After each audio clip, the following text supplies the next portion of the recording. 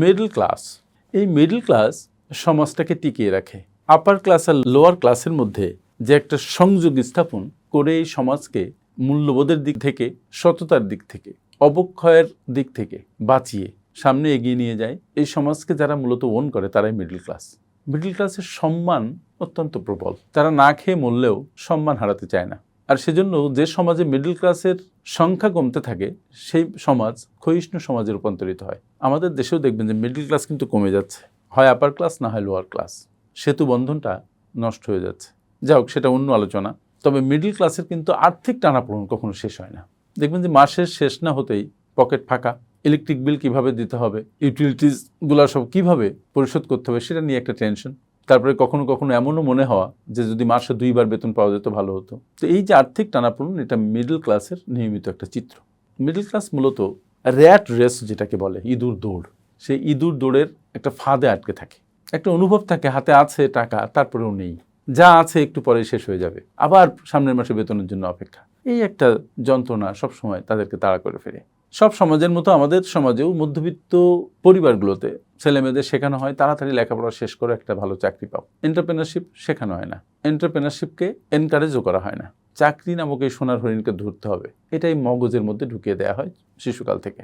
আর এই যে চাকরি নামক সোনার হরিণ ধরা, তারপরে একটা বয়সে যে বিয়ে করা, একসময় যে গাড়ি কেনা, একটা অ্যাপার্টমেন্ট কোনো রকমে কেনা, এই যে স্বপ্নের সীমাবদ্ধতা, এই স্বপ্নের সীমাবদ্ধতাকে পুঁজি করেই মিডল ক্লাস সামনে এগোয়। ফলে র্যাট রেস থেকে বেরোনো তার জীবনে খুব বেশি হয়ে ওঠে না, তার একটা বৃত্তের মধ্যে আটকে থাকে। আজকের এই ভিডিওতে আমি আলোচনা করব যে মিডল ক্লাস পিপলরা 99% ক্ষেত্রেই তারা কিছু ফিনান্সিয়াল মিস্টেক করে এবং এই মিস্টেকের ধরন একই রকম, এবং এই ভুলগুলো প্রতিনিয়ত করতে করতে তারা নিজেকে একটা ভালনারেবিলিটির দিকে সবসময় এগিয়ে নিচ্ছেন। এই ভিডিওটা করার উদ্দেশ্য হচ্ছে আপনারা একটু মনোযোগ দিয়ে শুনুন, হয়তো অনেকেই বুঝতে পারবেন নিজেদের ভুলটা কি, আর যদি আগেও বুঝে থাকেন একটু সতর্ক হতে পারবেন এবং নিজের জীবনে নতুন কোনো পদক্ষেপ নিতে পারবেন, যেটা হয়তো এই ফিনান্সিয়াল মিস্টেক থেকে আপনাকে বের করে আনতে পারবে। চলুন আলোচনা শুরু করি। প্রথম ভুল হচ্ছে সমাজের দেখা দেখি লায়াবিলিটি কেনা। অ্যাসেট এবং লায়াবিলিটি নিয়ে আমি আগেও কথা বলেছি। মধ্যবিত্তের সবচেয়ে বড় একটা মানসিক দোদুল্যমানতা থাকে এবং মিসআন্ডারস্ট্যান্ডিং থাকে অ্যাসেট এবং লায়াবিলিটির মধ্যে, জিনিসটা বুঝতে পারার মধ্যে।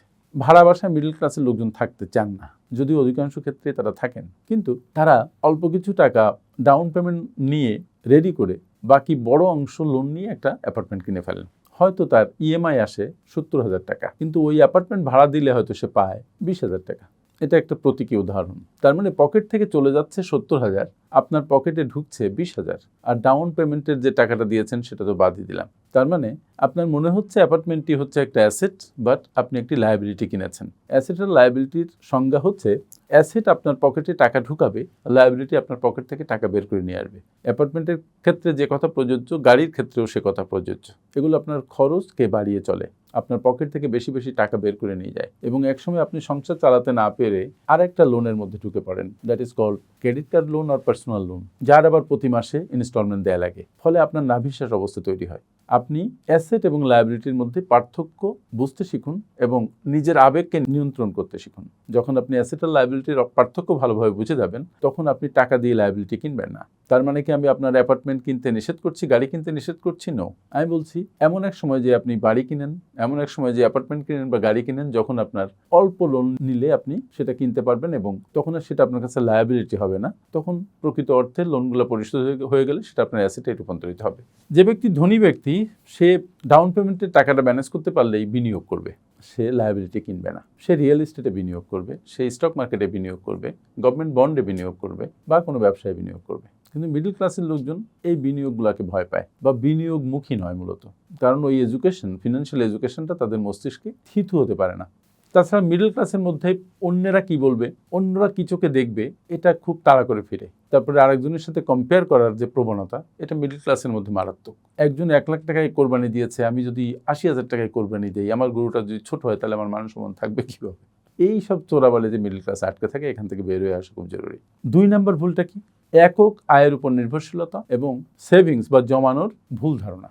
মিডল ক্লাস পরিবারগুলোর আরেকটি বড় ভুল হচ্ছে একটি মাত্র আয়ের উপরে নির্ভরশীল হওয়া এবং যে কোনোভাবে একটা আয়ের পথ তৈরি হয়ে গেলে সেকেন্ড কোনো আয়ের কথা চিন্তাই না করা। 9টা 5টা অফিস, এটা কোনোভাবে চালিয়ে যাওয়া, যে বেতন আসে তার মধ্যে কোনোভাবে টেনে টুনে চলা। আরও যে 2 ঘন্টা 4 ঘন্টা কাজ করা যায়, নতুন কোনো ইনকামের ফ্লো তৈরি করা যায়, একটু পরিশ্রম করলে নিজেকে গঠন করা যায়, নিজের স্কিল সেট বাড়ানো যায়, এদিকে ওনাদের খেয়াল খুব বেশি থাকে না। ফলে যদি চাকরিটা চলে যায়, শরীর অসুস্থ হয়ে যায়, কোম্পানি বন্ধ হয়ে যায়, তাহলে মিডল ক্লাসের এই সব লোকেরা চরম বিপদের মধ্যে পড়ে যায়। সেখান থেকে উত্তরণ তাদের জন্য এক কথায় অসম্ভব হয়ে যায়। এই যে ভুলটার কথা বললাম, এর পাশাপাশি আরেকটা বড় ভুল হচ্ছে যে ব্যাংকে টাকা সঞ্চয় করা। অনেকেই মনে করেন যে টাকা জমানোই বুঝি ধনী হওয়ার অন্যতম উপায়। এই কথাটা খুব ভুল ধারণা। আমি একটা ভিডিও করেছিলাম যে শুধু যদি আপনি টাকা জমান তাহলে আপনার টাকা কমে যাবে। কিভাবে কমে যাবে? টাকার দুটো ভ্যালু আছে, নমিনাল ভ্যালু এবং রিয়েল ভ্যালু। রিয়েল ভ্যালুটাই হচ্ছে পারচেজিং পাওয়ার। আপনি যদি টাকা সেভ করতে থাকেন 7% 8% রেটে, আর আপনার ইনফ্লেশন যদি 10% বা তার বেশি হয়, তাহলে প্রতি মাসে আপনার টাকা কমে যাবে। নমিনালি পরিমাণগত দিকে হয়তো আপনার টাকা বাড়বে, কিন্তু আপনার টাকার ভ্যালু কমে যাবে। আজকে যে টাকা দিয়ে আপনি 1 কেজি চাল কিনেন, 1 বছর পরে সেই টাকা দিয়ে আপনি 1 কেজি চাল কিনতে পারবেন না, কিছু কম চাল কিনতে হবে, কারণ টাকার ভ্যালু কমে গেছে। তাই এই যে টাকা জমানোর যে ভুল ধারণা, এখান থেকে বেরিয়ে মিডল ক্লাসকে যেটা করা দরকার সেটা হচ্ছে বিনিয়োগে মনোযোগী হওয়া। যে বিনিয়োগ ইনফ্লেশনকে বিট করে আপনাকে আপনার টাকার মূল্য বাড়াতে সহায়তা করে। 3 নম্বর ভুলটা কি? ক্রেডিট কার্ডের যথেচ্ছ ব্যবহার এবং ইএমআই এর ফাঁদে পড়া। আমরা ইদানিং একটা কথা খুব বেশি শুনি, নো কস্ট ইএমআই, মানে যে ইএমআইতে কোনো খরচ লাগবে না, অথবা buy now pay later. Credit card ব্যবহার করেও তাই করি। সিঙ্গার বা অন্যান্য কোম্পানিগুলো থেকে যে ইনস্টলমেন্টে দ্রব্যাদি কেনা হয়, এক্ষেত্রেও তাই, যেটা আমাদের খানিকটা কমফোর্ট দেয় বলে মনে হয়, কিন্তু পকেটটা ফাঁকা করে দেয়। মানে এখন আপনি ভোগ করবেন, পরে পেমেন্ট করবেন, তার মানে ভবিষ্যতের ইনকামকে আপনি বর্তমানে খেয়ে ফেলবেন। এটা মূলত পাশ্চাত্যে খুব বেশি হয়, বাট আমাদের দেশেও এখন সাংঘাতিকভাবে শুরু হয়েছে। ক্রেডিট কার্ড এবং ইএমআইয়ের যে সিস্টেম, এটা আমাদের ভোগ প্রবণতাকে বাড়িয়ে দিয়েছে, কারণ ভোগটাকে আমাদের দোরগোড়ায় নিয়ে এসছে, যে আপনি ইজিলি পেতে পারেন, কিন্তু সামনের মাসগুলোতে আর্ন করে, সামনের বছরগুলোতে আর্ন করে এই দায় দেনে আপনি পরিশোধ করবেন, এবং এগুলার rate of interest is very high. তো যেহেতু মধ্যবিত্ত শ্রেণীতে একটা টানাটানির মধ্যে থাকে, ফলে ক্রেডিট কার্ডের এই যে ফাঁদ, এটা থেকে তারা মুক্ত হতে পারে না। বরং 3 ব্যাংক এসে যখন 3টা ক্রেডিট কার্ড দেয়, সবগুলা ক্রেডিট কার্ডই নেয় এবং প্রত্যেকটাই মানে একবার টপ লিমিট পর্যন্ত খরচ করে। তারা মনে করে যে অন্যের কাছে ধার দেনা করাচ্ছে, ক্রেডিট কার্ড থেকে ধার দেনা করা ভালো, কিন্তু তারা ভুলে যায় যে এটা রেট অফ ইন্টারেস্ট এবং আদার চার্জ মিলে 35-36% বা তারও বেশি পড়ে যায়। তার মানে যদি আপনি 1 লাখ টাকা ক্রেডিট কার্ডে 1 বছর ঋণ রাখেন, তাহলে আপনাকে পেমেন্ট করতে হয় প্রায় 1,40,000 টাকার কাছাকাছি। যদিও তারা বলবে সুদের হার 18, 19 বা 20%, কিন্তু সব কিছু মিলিয়ে আপনি যখন হিসাব করবেন, দেখবেন যে আপনার মাথা ঘুরে যাচ্ছে। যদি বিশ্বাস না হয়, তাহলে একটা ক্রেডিট কার্ডের 1 বছরের স্টেটমেন্ট নিয়ে প্রত্যেকটা নিটিগ্রিটি দেখেন, তখন আপনার চোখ চড়ক গাছ হয়ে যাবে। তাই মধ্যবিত্ত শ্রেণী যদি ক্রেডিট কার্ডের অপব্যবহার থেকে এবং ইএমআই ট্র্যাপ থেকে বের হয়ে আসতে পারে সচেতনভাবে, তাহলে তারা একটা ভালো আর্থিক ডিসিশন নিল বলে আমি মনে করব। ভুল নাম্বার 4, নিজের আর্থিক শিক্ষার অভাব এবং বিনিয়োগের প্রতি দারুণ ভয়। মিডল ক্লাস এই শ্রেণীটা যেহেতু সারা জীবন একটা টানাটানির মধ্যে থাকে, তারা অনেকক্ষণ অনেক কিছু ব্যাপারে বিনিয়োগের বিষয় বিশেষ করে খুব ভীত থাকে, যে বিনিয়োগ করব, কি হবে না হবে, বিনিয়োগ করে কি হবে, তারপরে যদি আমার টাকা হারিয়ে যায়। তাছাড়া তাদের ফিনান্সিয়াল এডুকেশন, যেটা বিশেষ করে পার্সোনাল ফাইন্যান্স লিটারেসি, এটা খুবই কম।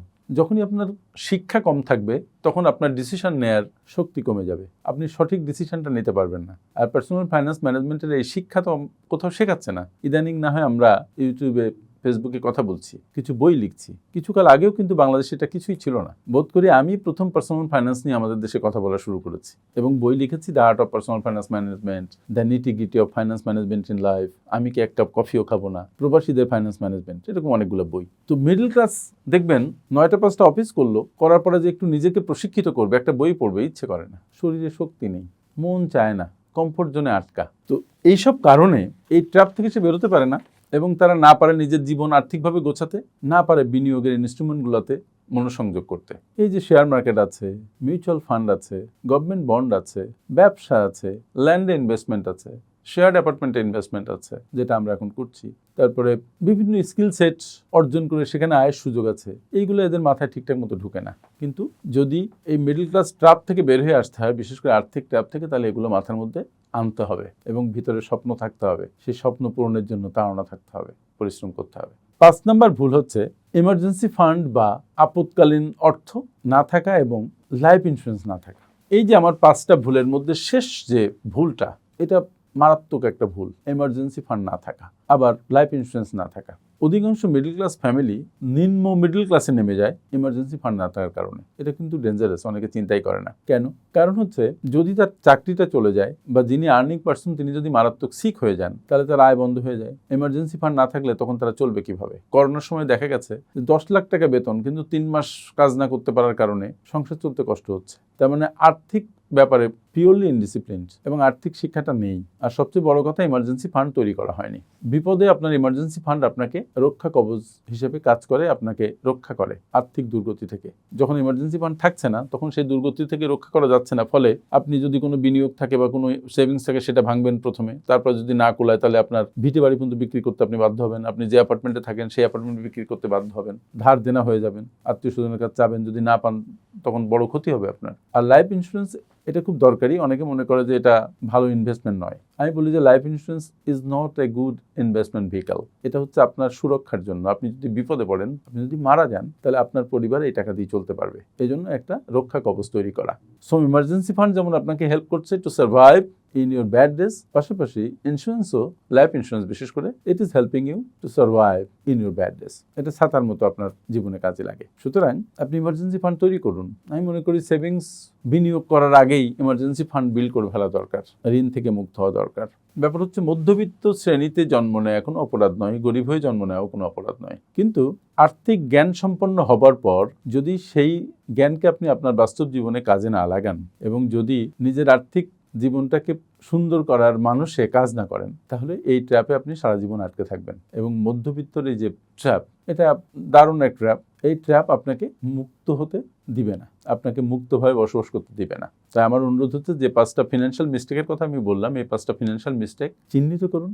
আপনি কোনটা করছেন সেটা দেখুন এবং সেটা থেকে বের হওয়ার আপ্রাণ চেষ্টা করুন। তাহলে আপনার আর্থিক দুর্গতি কমে আসবে, আপনি সচ্ছলভাবে জীবনযাপন করতে পারবেন। আমার সাথে এতক্ষণ থাকার জন্য ধন্যবাদ। তবে তার আগে একটা কথা একটু বলি, যে আপনারা বিশেষ করে যারা মিডল ক্লাসে আছেন, আমি যে 4টা বইয়ের কথা বলেছি, the art of personal finance management, the nitty gritty of finance management in life, আমি কি এক কাপ কফিও খাবো না, প্রবাসীদের ফাইন্যান্স ম্যানেজমেন্ট, এই 4টা বই একটু কষ্ট করে পড়ে ফেলবেন। এটা আপনার জীবনকে দারুণভাবে চেঞ্জ করে দিবে। আমার সাথে এতক্ষণ থাকার জন্য অনেক অনেক ধন্যবাদ। আসসালামু আলাইকুম।